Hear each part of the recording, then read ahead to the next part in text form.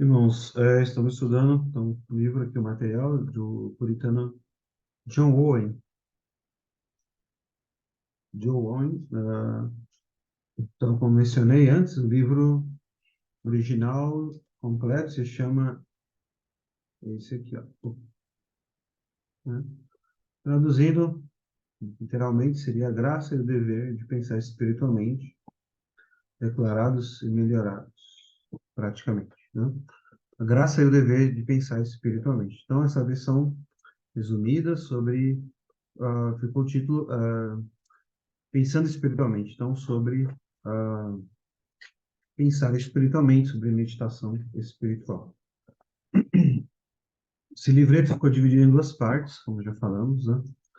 Então, aqui na primeira parte, ele vai explicar Romanos 8.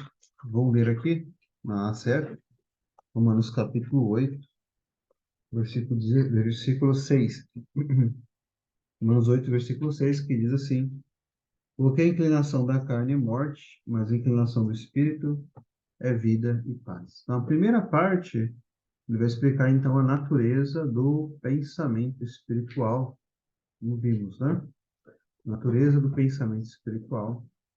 Ele faz também um exame da mentalidade espiritual, sobre, então, o que é, né? Como ele faz um exame, examinar essa mentalidade.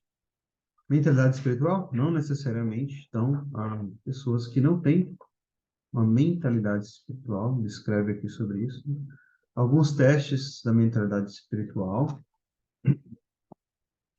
e cultivando, eles falam um pouco sobre cultivar os pensamentos espirituais. Isso é o ponto 5 dele, né? O quinto capítulo, né? No livro físico. Aqui no 6, como pensar em coisas espirituais. Então, ele dá algumas dicas aqui, alguns direcionamentos, né? Sobre como pensar em coisas espirituais. E o ponto 7, onde nós paramos, sobre pensando espiritualmente sobre Cristo, né? Pensando espiritualmente sobre Cristo. Então, nós paramos aqui no 7. Vou repetir aqui algumas coisas, né, que nós falamos na semana passada. Nós comentamos, então, a importância desse assunto, a importância de ter uma mentalidade espiritual. Então, um dos problemas que vemos aqui em nossos dias, né, vimos lá no outro livro que estudamos, do Jonathan Edwards, é sobre a questão da espiritualidade, né? Muitas vezes uma espiritualidade que é falsa, né? Ou extremos, né? Então nós vemos, por um lado, pessoas que envolvidas no meio muito que nós chamamos hoje de carismático, pentecostal, né? Com extremos, né? Com relação a muitas vezes misticismo, coisa desse sentido. E um extremo do outro lado, né? Uma vida espiritual muito fria, muito seca, apenas da cabeça sem descer para o coração. Então é urgente em nossos dias entendermos isso, uma espiritualidade mais profunda, uma vida de devoção mais profunda a Deus. Então, não é apenas o estudar das escrituras em si, né? Livros e teologia, mas nós precisamos nos aprofundar na vida espiritual. Muito, né? Então, um dos maiores problemas, por exemplo, da falta de crescimento espiritual em nossos dias se dá por isso aqui, pela falta de meditação espiritual, falta de pensamento espiritual.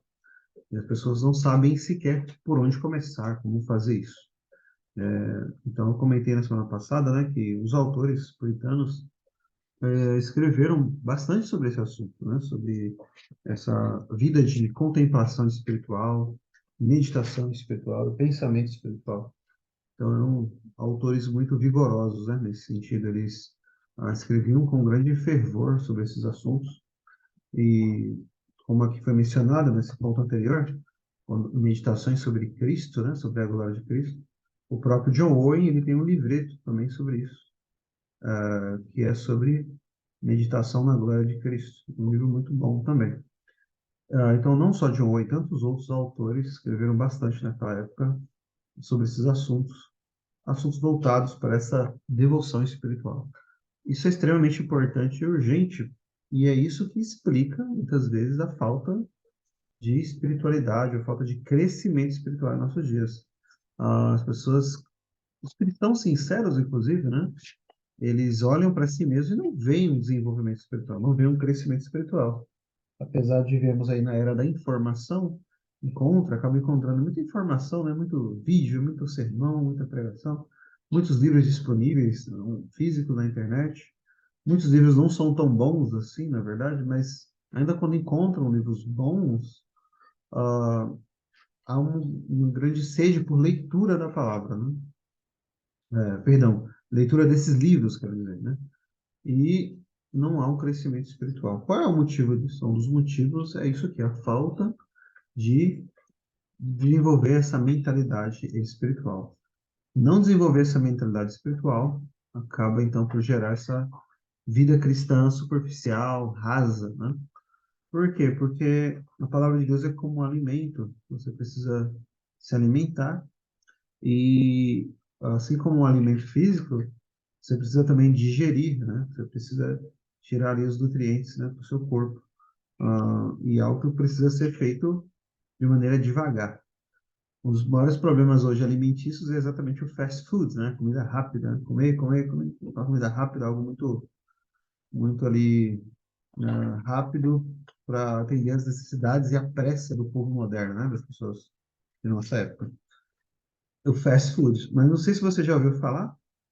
Existe um movimento, não tem a ver agora com a igreja aqui, teologia, doutrina, mas existe um movimento chamado Slow Food, é ao contrário do fast, né? Fast food. O Slow Food foi um movimento criado por um italiano, é real isso que eu estou falando, você conta pela internet sobre isso, para combater esse tipo de alimentação que faz mal, né? Então, o Slow Food, a comida demora muito mais tempo para ser preparada, para ser consumida, para ser digerida, e ela é uma comida mais saudável, Slow Food. E você leva mais tempo ali. Você precisa de mais tempo, tanto para preparar quanto para desfrutar pela comida. Por que eu estou dizendo isso? Porque é uma ótima, né, comparação aqui, ou ilustração, ou analogia, né, com relação a esse assunto. Deus, ele não tem a mesma pressa que nós temos. Se você for andar com Deus, se nós formos andar com Deus, temos que andar devagar. Deus, ele é devagar, no certo sentido, do nosso ponto de vista. Não é que ele é devagar, né? Mas é que para nós, hoje, nessa vida moderna, as coisas ficaram muito rápidas. E o evangelho continua o mesmo, Deus continua o mesmo, que ele é imutável. Então, nós queremos fazer as coisas no nosso tempo. Então, isso acaba levando toda essa pressa, todo esse fast food espiritual também, né? E a igreja, aí hoje, como que um balcão, a pessoa vai lá, se serve, seja o que for, de doutrina ou teologia que a pessoa queira consumir, ela consome. E mesmo que ela, agora eu estou falando de consumir algo saudável, mesmo que ela consuma algo saudável, ela precisa ruminar aquilo que ela recebe. Se isso não acontece, se isso não acontece, no caso do evangelho, da doutrina do evangelho, ela fica só na sua cabeça e você não faz descer para o seu coração. Então, nós precisamos de uma mente, uma mentalidade voltada para Deus. E nós comentamos que os puritanos eles tinham práticas, ensinavam o povo, né, a praticar a meditação de maneira prática mesmo, né, de maneira prática. Eles ensinavam a meditar de modo ocasional, mas também de modo deliberado. Dois tipos diferentes de meditação, né? Ocasional é algo que você faz ali ocasionalmente, e a meditação liberada é quando você tem um tempo específico para isso. Você guarda os momentos do seu dia, seja de manhã ou à noite, só para meditar em Deus. A gente não está nem falando da oração ainda, né? Isso é meditação apenas, das coisas do Senhor. Meditar na sua palavra, meditar em assuntos, né, espirituais, meditar no ser de Deus, nos atributos de Deus, por exemplo. E para os puritanos, um dos temas mais importantes era a meditação sobre o céu, né, no qual John Owen cita bastante aqui que nós vimos na semana passada, né? E a meditação ocasional, é interessante que essa meditação ocasional, ela era feita da seguinte forma: você, no seu dia a dia, fazendo suas tarefas, em casa, no trabalho, você fazendo uma caminhada, não importa, você olhar para as coisas do mundo mesmo, da natureza, e tudo mais, e você levar os seus pensamentos a Deus ali, né, naquela situação. Você fazer como os autores, né? Segundo os puritanos, os autores bíblicos fizeram isso. Provérbios, por exemplo, né? Então, Salomão olhou e viu uma formiga trabalhando, ele meditou sobre aquilo, né? E ele escreveu, vai ter com a formiga, preguiçoso, etc. E Davi, ele olhou para as estrelas e disse, está no Salmo 8, né? As obras das tuas mãos, obras dos teus dedos, quando eu vejo, ó Senhor, quão grande é o teu nome, etc. Então, ali, tudo isso são fruto de meditação. E estudos, pregações, especialmente sermões, né? Pregações, são todos frutos de meditação. Então, nós precisamos fazer isso. Então, veja a importância desse assunto. É muito importante. O livro dos Salmos fala muito sobre meditação. Acho que o livro da Bíblia que mais fala sobre o assunto, né? É nosso dever de fazer desde o começo, desde o Salmo 1, né? Meditar na lei do Senhor. Essa meditação espiritual é exatamente esse pensamento espiritual que o Owen está falando aqui, o dever de pensar espiritualmente. Então, será que nós temos uma mentalidade espiritual? Nós temos essa prática, você medita nas coisas de Deus, você tira um momento do dia para fazer isso, ou, né, ocasionalmente, você associa as coisas da sua vida a Deus, as coisas espirituais. Você pode sempre, os puritanos diziam, você pode espiritualizar, num certo sentido, né? Espiritualizar, entre aspas, né? As coisas da nossa vida, em geral. Seja coisas do dia a dia, seja quais atividades forem, tudo pode, de algum modo ou de outro, apontar para o Evangelho, apontar para Cristo, como os escritores bíblicos fizeram, né? E assim nós devemos fazer. Então, sem esse pensamento espiritual, nós não vamos crescer espiritualmente. Você pode ler todos os livros, os melhores livros que forem, você pode ouvir os melhores sermões que forem, mas se você não desenvolver essa prática de ter um pensamento espiritual por meio da meditação, você não cresce espiritualmente, ou se cresce, cresce muito pouco, né? Então, há muitos materiais nessa área que podemos citar aqui, né, indicado, e há muitos autores, né, daquela época. Um autor que eu li muito tempo atrás foi Edmund Calamy, que era um presbiteriano inglês. Ele tem um livro chamado A Arte da Meditação, fantástico, né? E ele trata dessa prática aqui, desse assunto. Bem, então isso é sobre a importância que nós falamos na semana passada. Nós devemos nos questionar, nós meditamos? Nós temos uma mentalidade espiritual? Você tem desenvolvido isso na sua vida? Você faz com que as coisas novas que você aprendeu, a doutrina que você aprendeu, né? Você trouxe para sua mente, você entendeu, mas você também tem degustado no seu coração? Como vimos no outro livro, né? Tem trabalhado isso nas suas afeições?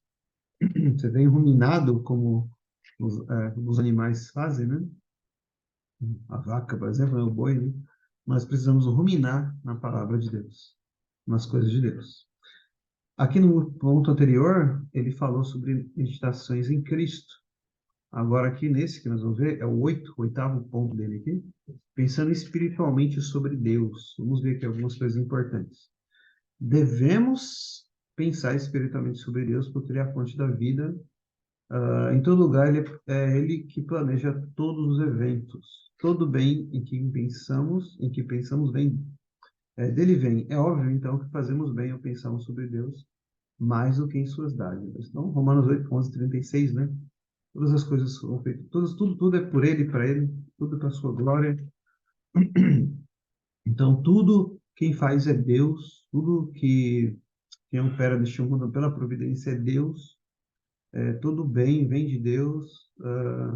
Então, fazemos bem em pensar mais sobre Deus do que em suas dádivas. Então, as suas dádivas, suas bênçãos, podemos meditar nelas também, mas mais ainda sobre Deus. Tem um capítulo muito bom, né? Muito bonito na Confissão de Fé de Westminster sobre a obra da providência, né? Então, Deus opera de maneira incrível, maravilhosa, né? Na sua criação. E o ato pelo qual ele faz isso se chama providência. Então, por exemplo, você pode refletir e meditar na obra de Deus, quando você vai ter uma refeição com sua família, à mesa, e você olha ali e você vê, né, a comida, né? Os grãos ali, seja arroz, feijão, no nosso caso como brasileiros, e uma mistura, aquilo que é chamado de mistura, né? Carne e tal. Você olha para aquilo, você medita em Deus. Foi a providência de Deus que trouxe aquilo para a sua mesa. Em todas as mesas. Mas o crente tem o dever de glorificar a Deus. É por isso que nós oramos, agradecemos a Deus por aquele alimento, porque foi a providência dele que trouxe aquilo. Foi ele que permitiu que houvesse chuva, houvesse quem trabalhasse, houvesse quem plantasse, houvesse quem fizesse todo esse trabalho, levar tudo isso para o supermercado, por exemplo, e você lá comprar, você ter dinheiro, você trabalhou, você teve saúde, tudo aquilo para que você fosse abençoado ali por Deus naquele momento. Você para e reflete ali na grandiosa, misteriosa e providencial obra de Deus para abençoar a sua vida. Você olha para um carne, né, de um animal que você está comendo e você percebe que aquele animal, por exemplo, morreu para que você pudesse se alimentar dele. Isso nos aponta para Cristo, né? Cristo se entregou, morreu para que nós pudéssemos viver. E ele disse: aquele que de mim se alimenta, esse por mim viverá. Veja, isso aqui já é uma meditação, por exemplo. Então, você olha as obras de Deus, você pensa em Deus. Então, isso é maravilhoso isso, né? Isso deve fazer parte da nossa vida devocional, da nossa vida com Deus. Esses pensamentos espirituais, né? Alguns negam que Deus existe. Salmo 14:1. Estranhamente, existem mais ateus nos países dos quais a religião cristã é conhecida do que naqueles em que não é. A mesma coisa em nossos dias aqui, né? Tem mais ateu, onde tem mais cristianismo, né? Os países onde é pequena a presença do cristianismo em geral estão cheios de outras religiões. A mesma coisa acontece conosco. Ah, talvez, aqui estou com o livro aqui na minha mão, há talvez três razões para isso. Sempre que as pessoas rejeitam deliberadamente a revelação que Deus fez e faz de si, na criação, na consciência e pelas escrituras, muitas vezes eles a deixam endurecer em sua incredulidade. Além disso, quem rejeita a luz da verdade está mais sujeito a tornar-se presa da falsidade. Em terceiro lugar, quando as pessoas estão determinadas a não ver a luz, quanto mais a luz brilha, mais mais apertadamente elas fecham os olhos. Quanto mais luz, mais a pessoa fecha o olho, né? Então, é isso que com relação ao cristianismo, o evangelho, né? Elas rejeitam o evangelho, elas fecham os olhos para o evangelho, quanto mais ele brilha. E isso também é um ato da ira de Deus em endurecer eles, deixando eles em sua incredulidade, porque eles não querem servir a Cristo, né? Alguns reconhecem que Deus existe, porém raramente pensam nele. Suas vidas não são afetadas pelo seu conhecimento de Deus. Então, algumas pessoas conhecem, dizem conhecer a Deus, mas o negam pelas suas obras, né? Título 16. Raramente pensam em Deus. Então, eu creio que esse é o caso da grande maioria. As pessoas são religiosas, Deus existe, mas isso não muda em nada a sua vida. Alguns têm pensamentos tão cheios de coisas deste mundo que lhes é impossível pensar a respeito de Deus como deveriam. Não estou falando aqui dos que vivem abertamente em pecado, mas os que fazem alguma exibição de são religiosos. São muitas pessoas religiosas, vão até a igreja e tudo mais, mas o seu pensamento, o seu coração está cheio das coisas do mundo. No caso de algumas pessoas, sua negligência em não pensar acerca de Deus surge do fato de que estão ocupadas demais em satisfazer as suas cobiças. Filipenses 3:19.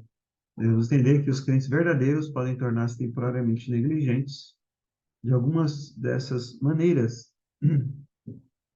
e podem assim perder a sua mentalidade espiritual. Mas se eles ficam inquietos e tristes pela perda, podem saber que foi apenas um extravio temporário, não indicando isso uma impiedade permanente. Uma pessoa ser tentada por pensamentos ímpios não é prova de que ela não é espiritual. Então, um verdadeiro crente, ele pode ser tentado, né, por pensamentos ruins. Ah, isso não prova que ele não seja cristão de verdade, né? Mesmo a queda em pecado não é prova disso. Nem mesmo os pensamentos, nem mesmo a queda. Como vemos nas escrituras, né? Davi e tantos outros, né? Se houver uma subsequente arrependimento e um retorno às vidas espirituais. Então, precisa haver esse arrependimento aqui subsequente. Uma deliberada e constante recusa a pensar em Deus tem maior probabilidade de indicar uma natureza não espiritual.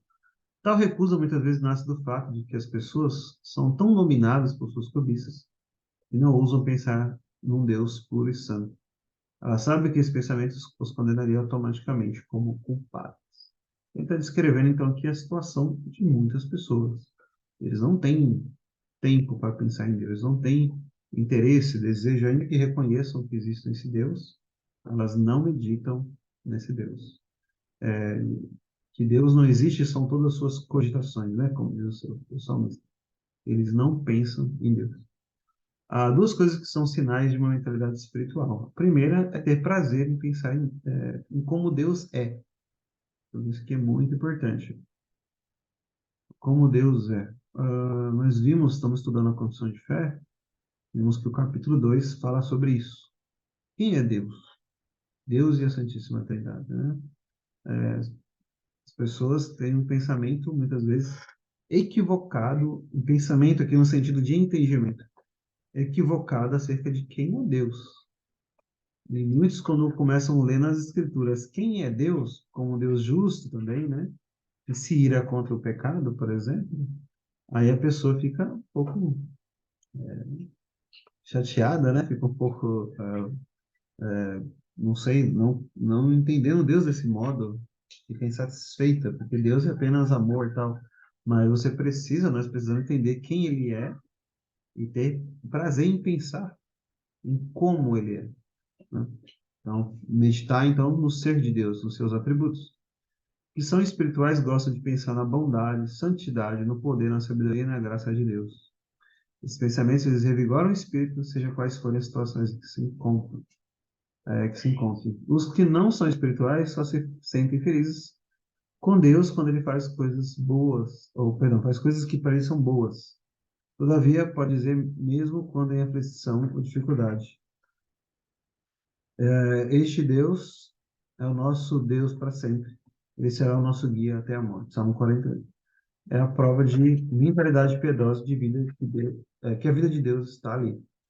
Então, algumas pessoas pensam em Deus quando coisas boas acontecem e tal, mas aquele que é verdadeiramente espiritual se alegra em Deus tanto na dificuldade, nas aflições, quanto nas coisas boas também, né?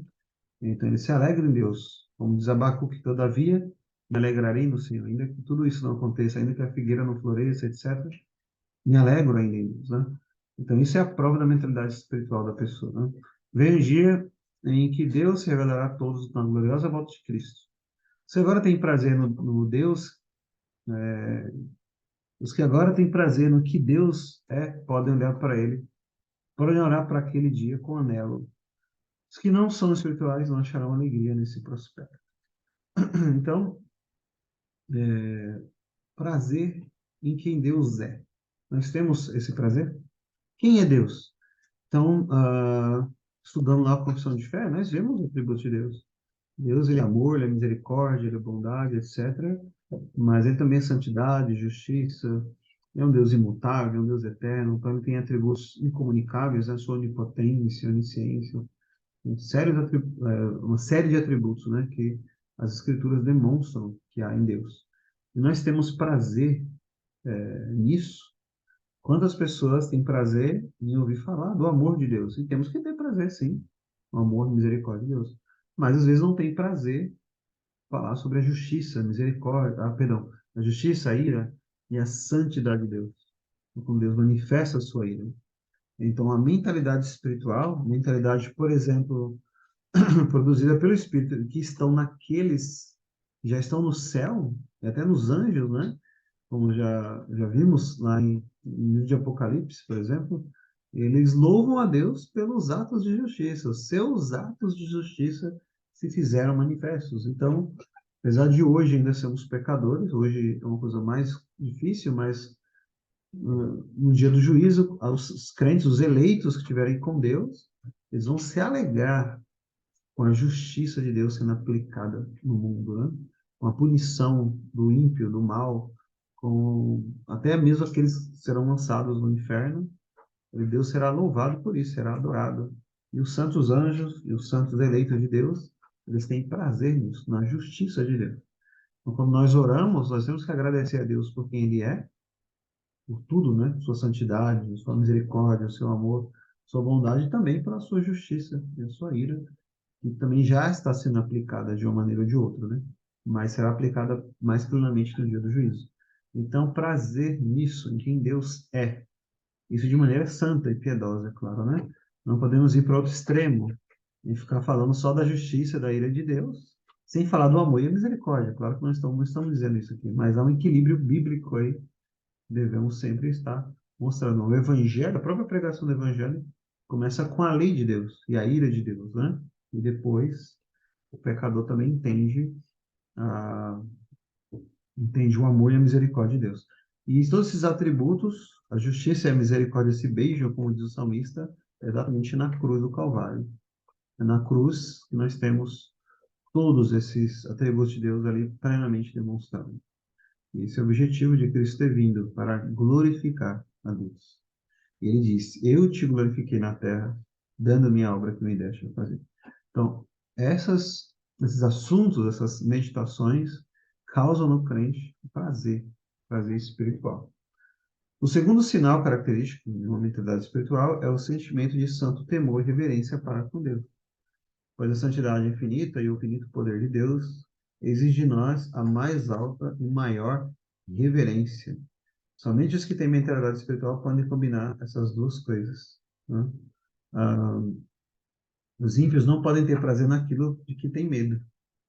Não podem ter medo daquilo em quem tem prazer.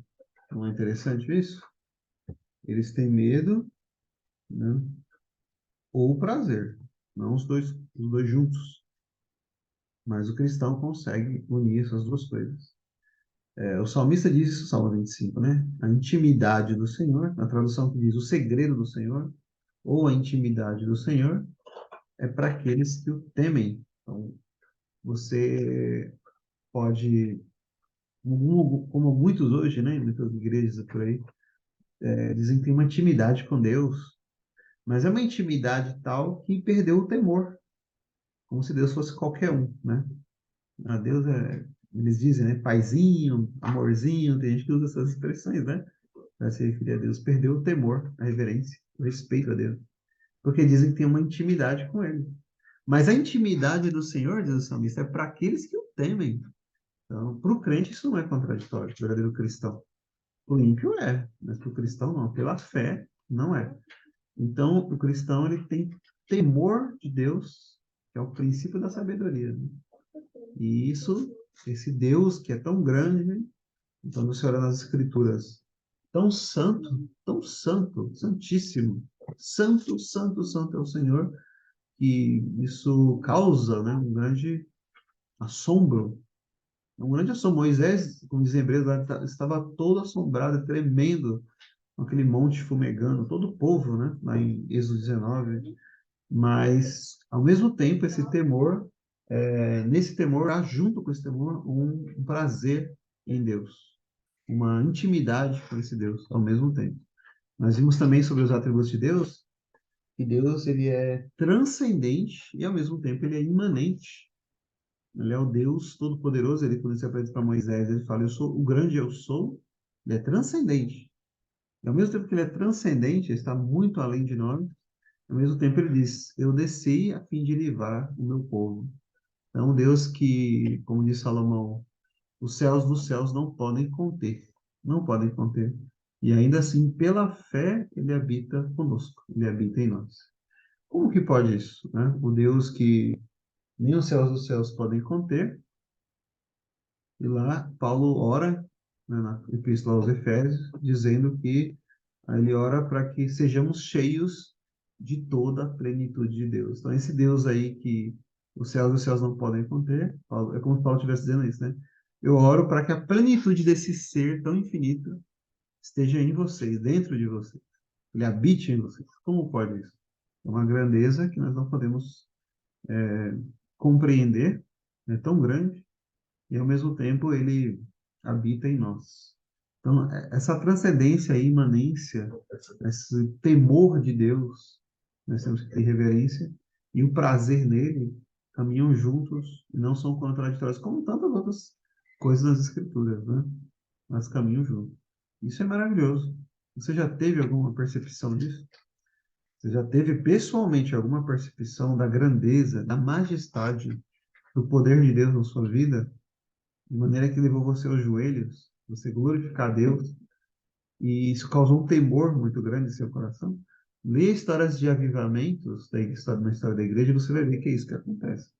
Quando Deus manifesta a sua presença, as pessoas caem em convicção de pecado e, né, em profunda reverência, temor a Deus, e aquilo também enche a alma de alegria e de prazer. Isso não é contraditório para o cristão, né? Maravilhoso pensar sobre isso. Teve um pregador que chegou a dizer isso, acho que era um pregador americano, não sei se era do século XVIII, XIX. Ele disse que uma vez a presença de Deus veio sobre ele de tal modo que ele teve que ir para um lugar a sós com Deus, num quarto, se escondeu, e orou a Deus, pedindo para Deus parar. E ele pensou que ia morrer naquele momento, né? John Flavel, puritano, também teve uma experiência semelhante, né?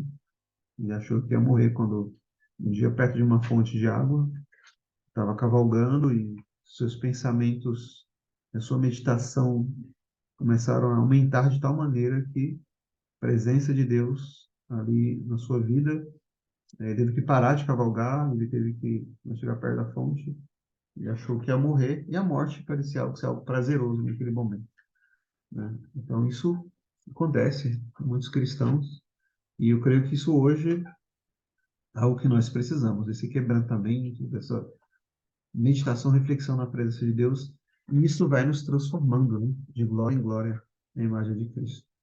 Então, ter prazer e temor a Deus não é contraditório. Com todos que pensam espiritualmente, sendo que já amam a santidade, tanto podem ter prazer como reverência pela glória da infinita santidade de Deus. Qualquer pensamento sobre Deus que não nos deixe com o maior e reverente temor dele, provavelmente não é evidência de uma mente espiritual. Então, se nós temos pensamentos sobre Deus e esses pensamentos não causam em nós uma maior reverência por ele, alguma coisa está errada, né? A nossa meditação, nossa reflexão tem que nos causar uma maior reverência a Deus. O dever de temor reverente é, talvez, o mais importante de todos os deveres do crente. Esse temor é a própria vida da religião verdadeira. É o princípio da sabedoria, e sem ele, o valor de todos os outros deveres cumpridos se perde. Então, não adianta nada, se todos os nossos deveres que estamos fazendo não causam em nós esse temor, estamos errados. Quantas pessoas não sabem isso hoje, né? Eu vi um pastor que ele pregou isso uma vez, comentando que pregou sobre essa importância do temor a Deus, sobre a grandeza, a santidade de Deus, né? Ele disse que uma irmã depois veio falar para ele: eu não sabia que nós tínhamos que temer a Deus. Não sabia que tínhamos que temer a Deus. Então, quantos estão nessa mesma situação, né? Pessoas estão na igreja, às vezes leem a Bíblia e tudo, a condição de muitos, e não há temor de Deus diante dos seus olhos. Não há. Essa é uma característica da impiedade, falta de temor e reverência. O que nós vemos é a irreverência, né? Em muitos locais, em muitas igrejas, seja no comportamento das pessoas, seja no modo de se vestir para cultuar a Deus, uma irreverência, uma falta de temor. As pessoas perderam a noção, né, dessas coisas. E isso infelizmente, para sua desgraça, né? Algo terrível isso.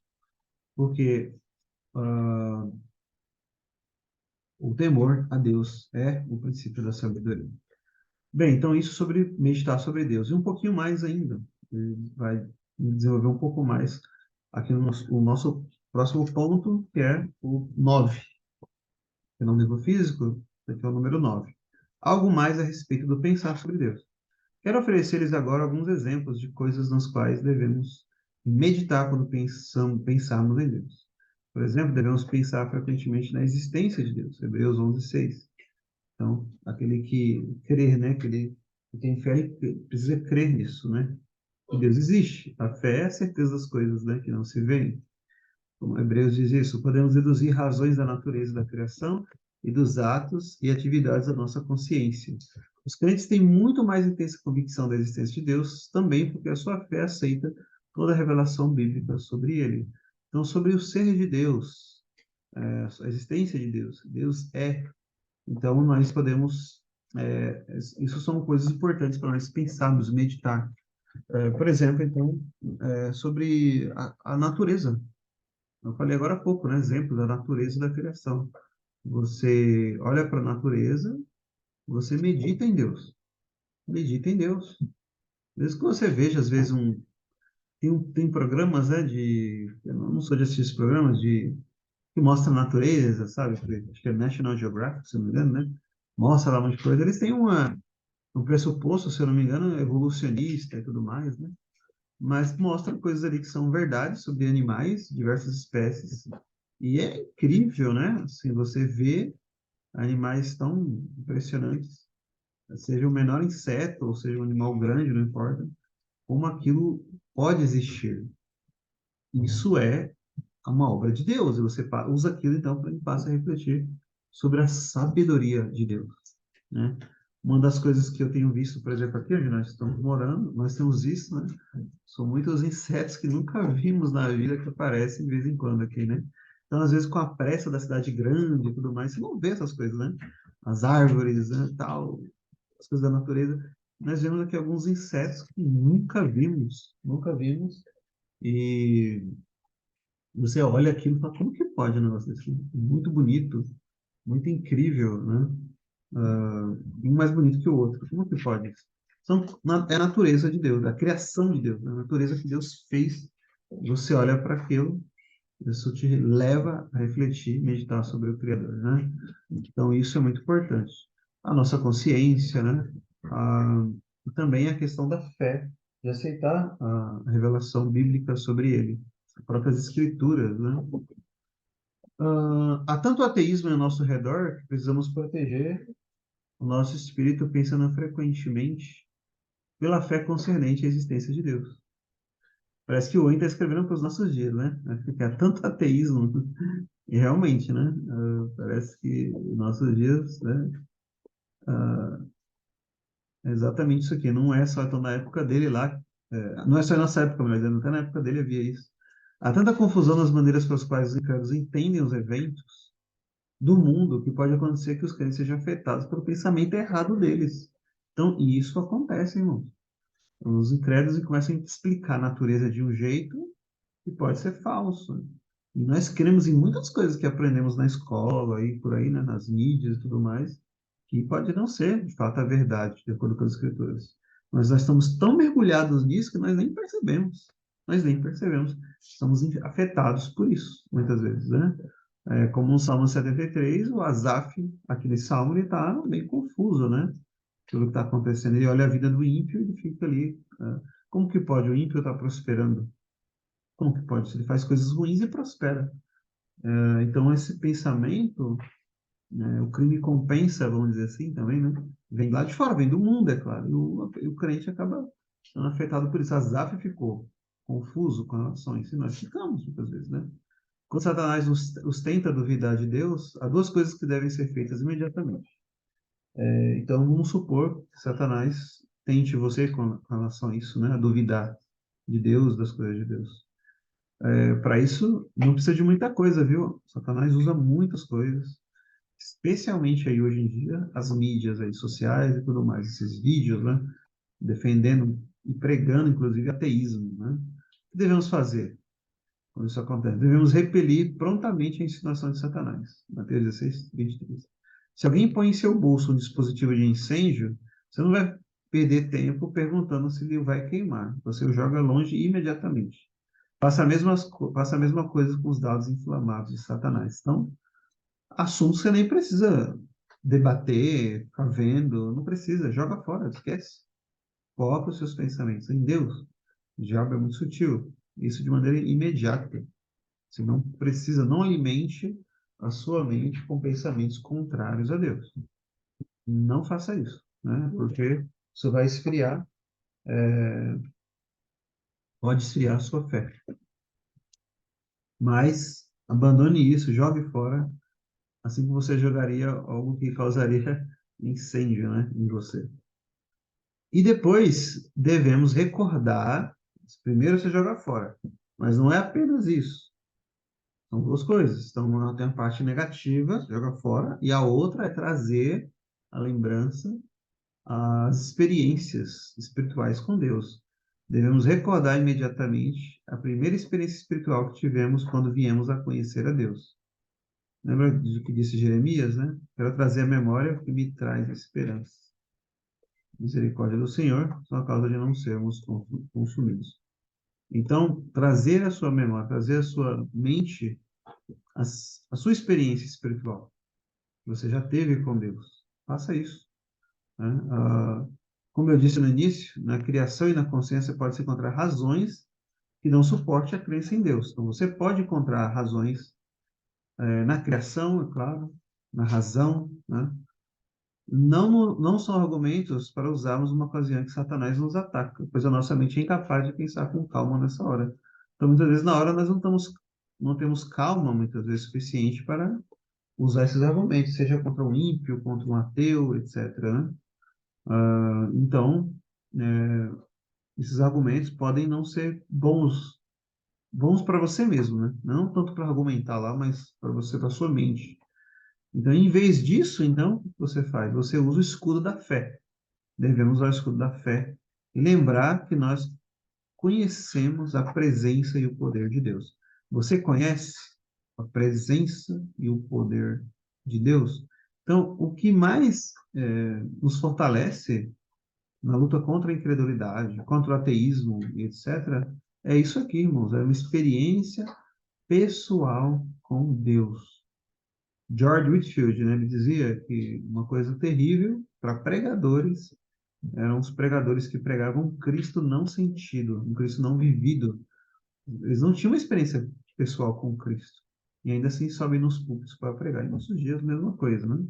Enquanto os cristãos estão na igreja, estão lendo as Escrituras, sem ter tido essa experiência pessoal com a presença e o poder de Deus. Você já experimentou isso na sua vida?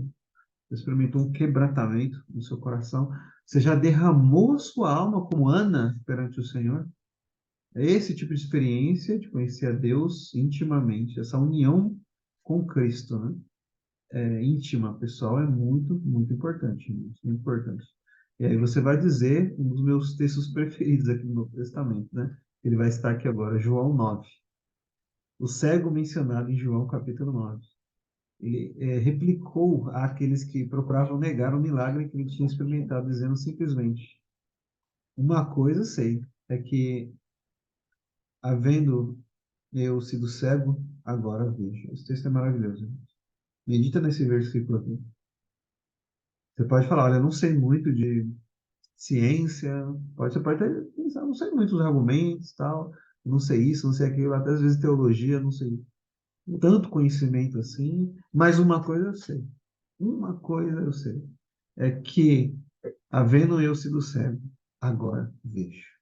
Esse homem teve uma experiência pessoal com Cristo. E usa isso, então, para repelir os argumentos contrários, né, a ele, a sua vida, a sua fé e assim por diante. Ele teve uma experiência pessoal com Cristo. E isso eu sei. Eu era cego e agora vejo. Será que você pode dizer a mesma coisa? Será que nós podemos dizer a mesma coisa? Você era cego? Nós todos éramos cegos espiritualmente. Mas agora fomos iluminados pelo seu Espírito e agora vemos. Você era cego. Nós éramos todos cegos e agora vemos. Você enxerga agora a luz do Evangelho e Cristo fez isso na sua vida. Essa é uma experiência pessoal com Cristo. O que ele tinha experimentado de fato foi e é a melhor resposta à dúvida. A nossa experiência com Deus é isso, irmãos. Ela é maravilhosa. Ela nos mostra a realidade de um Deus vivo. É um Deus vivo.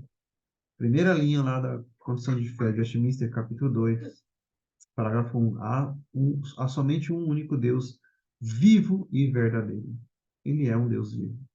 E é com esse Deus que você anda, nós andamos, a cada dia.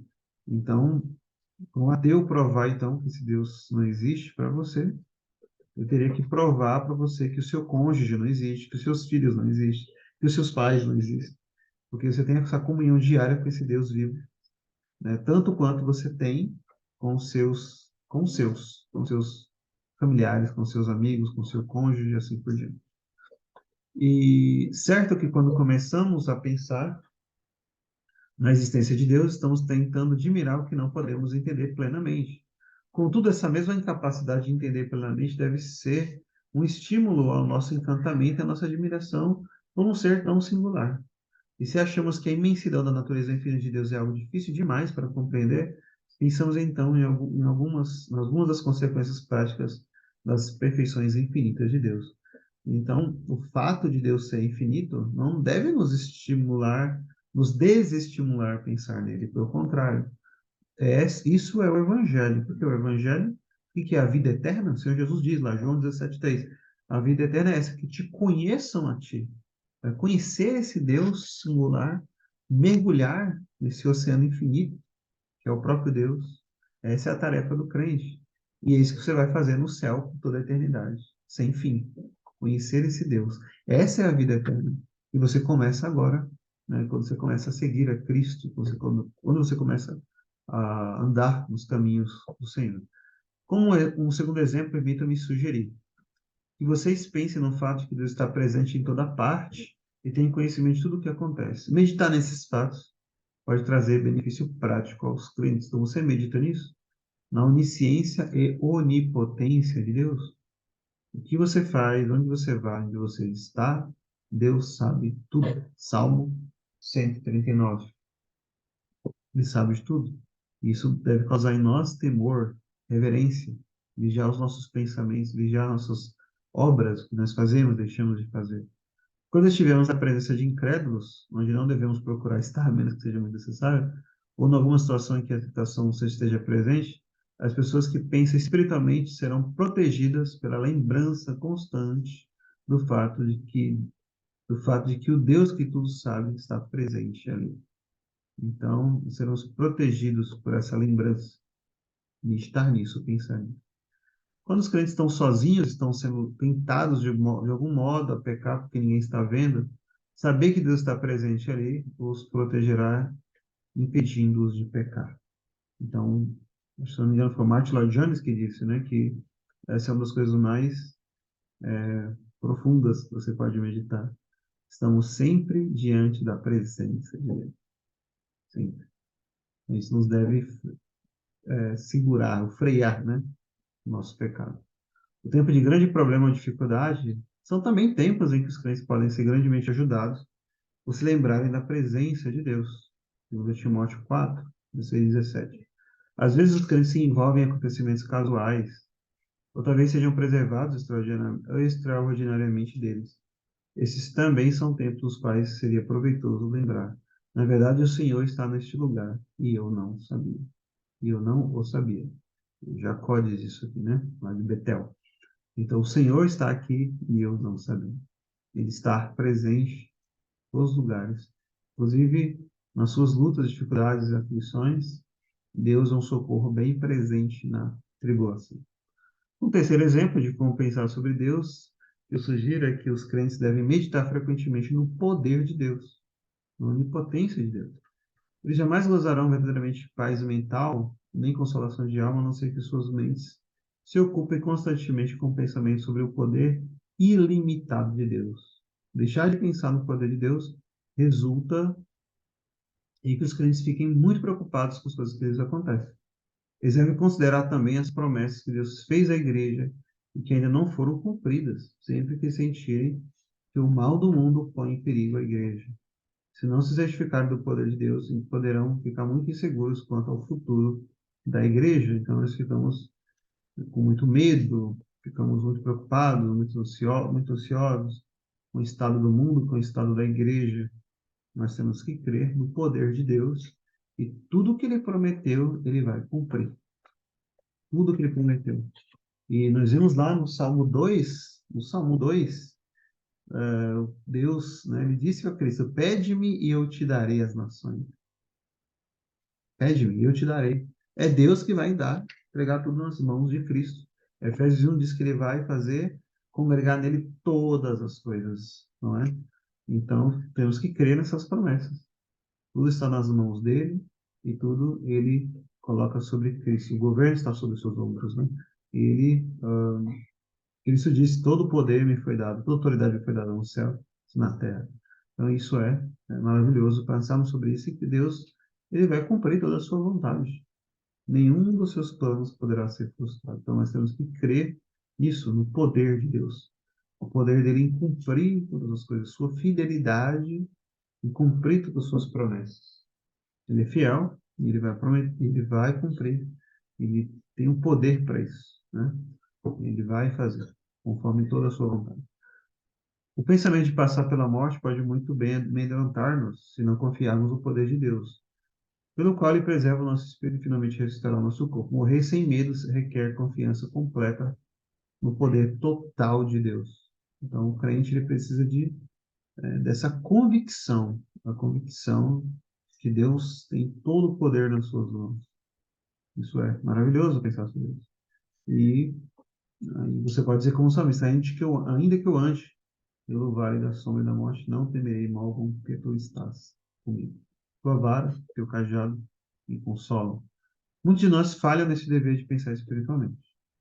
Podemos realizar deveres religiosos externos e até escapar do pecado aberto, mais facilmente do que ter os nossos pensamentos íntimos cheios de prazer em Deus. Então é muito mais fácil, né? Se engajar nas coisas da igreja, externamente em atividades, escapar de pecados abertos. É mais fácil isso do que ter os nossos pensamentos íntimos cheios de prazer em Deus. Todavia, isso constitui a essência da boa religião. Veja a importância, uma vitalidade na nossa espiritualidade depende dos nossos pensamentos. E vencer o pecado também. Você não vence o pecado com base no legalismo, com Paulo diz lá em Colossenses, né? Não toques, não proveis, não manusieis. Não é assim que você vence o pecado. Você vence primeiro a batalha na sua mente. É na sua mente. E isso constitui a essência da boa religião. E isso significa andar com Deus. O andar com Deus é isso, é ter uma mentalidade espiritual, uma mente voltada para o Senhor. Não nos iludamos, se não tivermos abundantes pensamentos santos, todas as outras coisas que fizermos não nos ajudarão no dia da aprovação. Então, por isso que muitas pessoas saem, desviam do evangelho e tudo mais, né? Ou ficam revoltadas com Deus, porque fazem muitas coisas, mas seus pensamentos não são espirituais. No dia da aprovação, suas obras, suas atividades não ajudarão em nada, né? Não obstante, alguns podem achar que esse pensamento espiritual é difícil demais para eles. Por isso, em nosso próximo capítulo, eu quero tentar ajudar tais pessoas propiciando mais alguns conselhos. Então, no próximo ponto, a gente vai falar sobre isso aqui, né? Ajuda para quando o pensamento espiritual é difícil. Mas por hoje a gente vai terminar aqui, irmãos. Irmãos, veja a importância, né? Todas as coisas que foram faladas. Importância do pensamento espiritual, importância da mentalidade espiritual, importância da meditação espiritual. Nós temos que ter isso em nossas vidas, nós temos que meditar, aprofundar os nossos pensamentos nas coisas do Senhor. Precisamos ter uma experiência pessoal com com esse Deus que é o único Deus vivo e verdadeiro. E nós temos que aplicar isso para nós. Nós temos uma mentalidade espiritual para que nós pensamos nas coisas do Senhor. Nós temos alimentado a nossa mente com coisas boas, né? Filipenses 4:8, né? Diz isso. Especialmente coisas boas com relação a Deus, ao Senhor, nós possamos fazer isso. E mais nós necessitamos hoje são de cristãos assim, né? Que sejam vigorosos na sua espiritualidade, que sejam firmes, né, no Evangelho, no caminhar com Deus, e fazendo isso, não tropeçaremos. Isso traz uma convicção espiritual, isso traz uma certeza das coisas, da realidade espiritual, uma convicção tal que ninguém pode, que não pode te abalar. As provações não te abalarão, os ímpios, o ateísmo, seja o que for, falso evangelho, não te abalarão, porque a sua mente está firmada no Senhor. Está firmada no Senhor. Irmãos, algum comentário? Os irmãos, fiquem em paz, quiserem fazer algum comentário? Ninguém? Nós concluímos. Espero que tenha sido edificante para os irmãos, como tem sido aqui para nós aqui em casa também. Joey é muito profundo, né? Muito bom. Isso que é só um livro, né, condensado. Nada? Então vamos orar. Nós encerrarmos, pedindo então, rogando a bênção do Senhor. Se o irmão Edson puder orar, agradeço. Nós encerramos.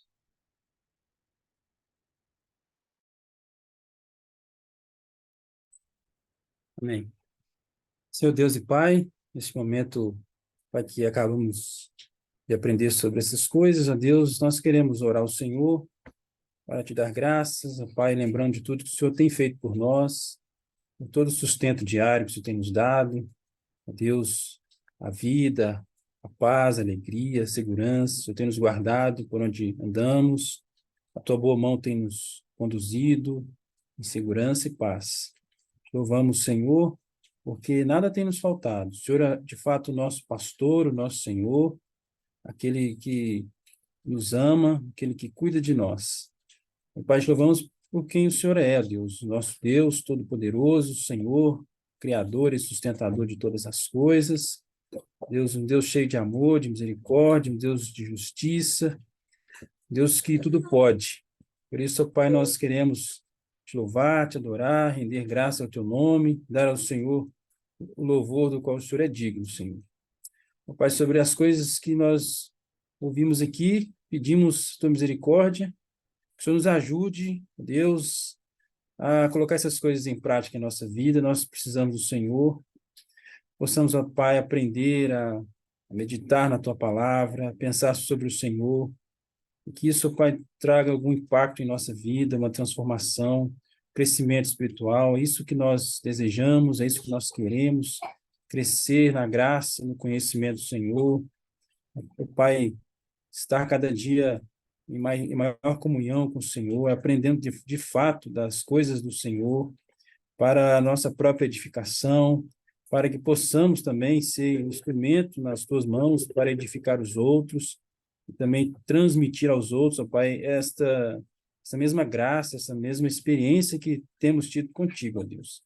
Assim nos ajude, ó Pai, dê o teu poder para vencer a cada dia a tentação, o pecado, que o teu Espírito Santo realmente nos conduza à tua palavra, nos conduza às coisas do Senhor, conduza o nosso pensamento a Cristo, para que possamos, ó Pai, meditar e pensar nas coisas que são do alto, nas coisas que são do Senhor.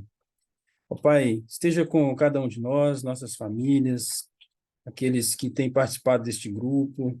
Ó Deus, dê saúde, ó Pai, uma vida, ó Pai, de paz e alegria, apesar de todas as lutas e dificuldades. Nós sabemos que a nossa paz é o Senhor, porque há uma guerra em nossa volta o tempo todo, mas o Senhor é que nos garante a paz, ó Deus. Que seja com cada um, no seu trabalho, nas suas casas, aqueles que estão em comunhão com as suas igrejas, que também possam ser uma bênção ali. Mais uma vez, ó Deus, louvamos ao Senhor por essa oportunidade, desta reunião, que realmente tem nos ajudado, nos edificado. Louvado seja o nome do Senhor. Assim, ó Pai, nós oramos também pedindo a Deus por esta semana que começa, Pai, nos ajude, nos abençoe todas as nossas atividades, seja uma semana proveitosa, possamos, ó Pai, experimentar do Senhor nos mais diversos momentos da nossa vida e, ó Deus, que o Senhor nos guarde e nos abençoe. Assim oramos, ó Pai, confiados no Senhor, agradecidos pela tua boa mão, ó Pai, gratos pelo teu sustento e pedindo, ó Deus, o perdão dos nossos pecados. Em nome de Jesus. Amém. Bem, muito obrigado, irmão. Deus abençoe todos nós. Uma boa semana a todos.